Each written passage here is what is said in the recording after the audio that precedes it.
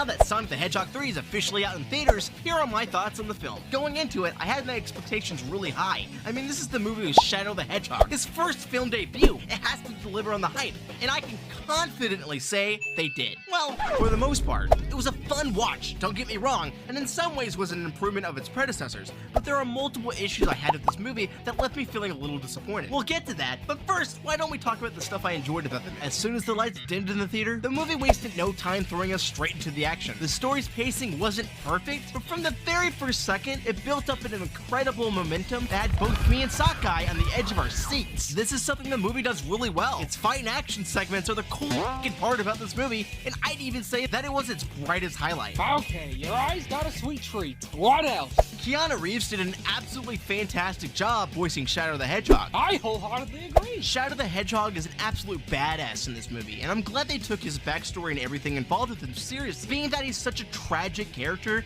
the movie did a really great job making Shadow feel like Shadow, even if there was minor changes to his origin story. Like, instead of Shadow being created by Gerald Robotnik in the games, he just kind of showed up on a fallen asteroid. And I think even with those creative liberties taken, they did a really swell job. His story essentially stays the same as it did in Sonic Adventure 2. Awakens from a 50-year stasis, Shadow wants to destroy the world to avenge Maria, and then lastly is persuaded by Sonic the Hedgehog to help save the world. Speaking of which, there was so many really cool Easter eggs and nods to the Sonic Adventure 2 game. I'm not as familiar with Sonic Adventure 2, but Sakai made sure to keep me up to date every time he caught a Sonic Adventure 2 reference.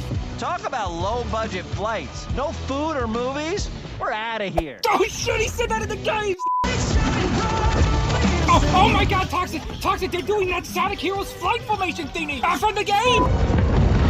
Dude, they destroyed the moon! Just like in Sonic Adventure 2!